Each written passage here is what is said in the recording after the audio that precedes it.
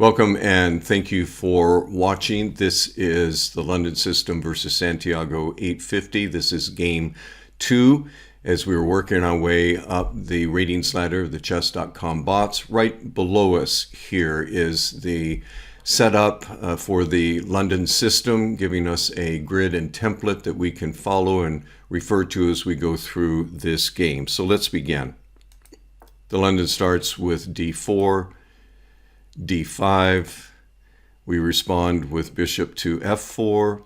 Santiago responds with e6. So once again, this opening here for the dark square diagonals for both the bishop and the queen, something that we're very familiar with. We know how to deal with this already in order to protect the king. If this is the first video maybe that you're watching of this chess channel, then I encourage you to watch some of the prior videos in which we have covered these tactics and maneuvers in order to protect the king. We won't go over those again here. We'll continue on in the development of the London with e3. Santiago plays knight to f6, bishop to d3, bishop to d7, b knight to d2, bishop to e7, knight to f3. Santiago chooses to move the h pawn to h5. We will take this opportunity to move our pawn to h3, providing some means of escape for our bishop. And also, should we elect to castle, we will have our escape hatch for our king. Santiago responds with queen to c8, and now we'll finish out the London development with c3. Once again, this is a good point in which to pause for a moment and remember the tactical lines of positioning that we have here with the light square bishop, dark square bishop, knight getting to the key e5 square. We can also then take the d2 knight and move it into the place of f3. We can castle. We can move our rook over here to c1 to begin to target the c file. The queen has an attack route out this way as well. So all of these are some of the tactical lines as well as attacking lines of the London. Santiago responds by moving his rook to f8. We will respond with our rook to c1 and begin trying to influence and gain control of the c file by pushing the c pawn forward. Santiago responds with a6.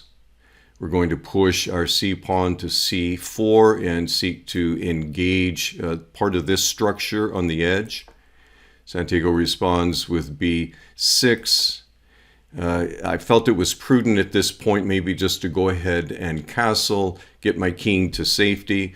Potentially, as we'll see later on in the game, in actually just a few moves, we're going to move this rook to e1 and try to find influence along the e file. Santiago responds with bishop to c6. And so now we will take the d5 pawn. Santiago responds by taking at d5 as well. So again, after a little bit of flurry of activity, let's look at the potential. We're gaining our influence here with the rook along the c file. Our queen still has potential to come out and begin to set up some lines of attack. We can bring the rook over to e1 and try and advance maybe this e pawn here forward, again to gain some influence on the e file. In fact, that's what I did. Move the rook to e1. King moves kind of out of the line of fire over to d8, and we begin pushing our pawn to e4. Santiago responds by taking. We will take back.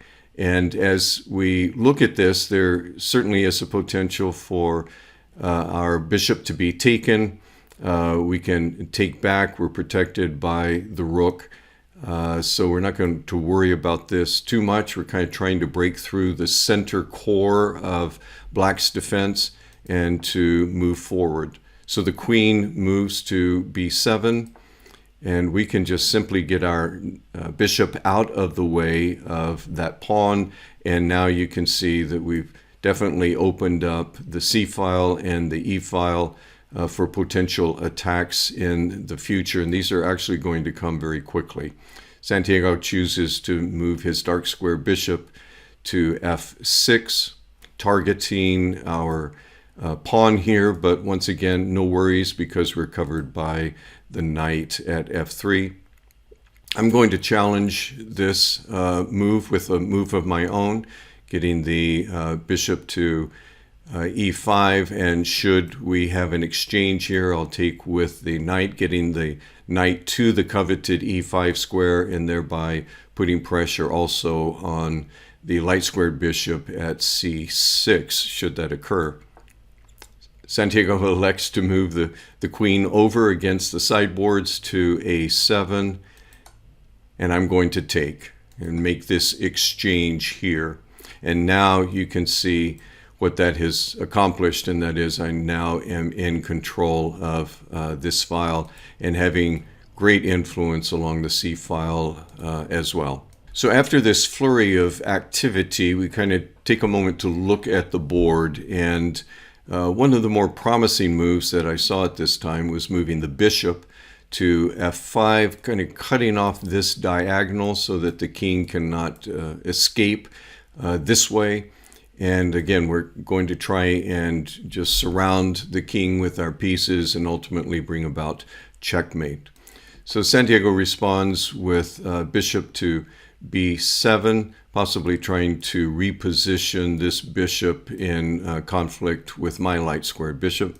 So one of the things I'm looking at here is moving the queen to e2 and combining the force of the queen and the rook together to come down to the e7 square, and this would actually be checkmate at this point. So Santiago responds with knight to c6, trying to target this square at e7 to prevent that. And now we need to find some tactic by which to overcome this, and actually we have it already. If you would see our rook coming down from c1, coming to c6 to take. I assume that the bishop would take afterwards, and then it's just clear sailing for our queen down to e7. In fact, that is what occurred. We take, return take, and now the queen comes down, and that's game, set, and match. 22 move game here, and once again, we've seen the power of these rooks along these files, and especially in conjunction with the queen moving within the total structure of the London, and how powerful and quickly it can occur to bring about checkmate. So I hope you enjoyed this. Again, thank you for watching. We're going to move on to the next ratings level, chess.com bot. Hope to see you in that video.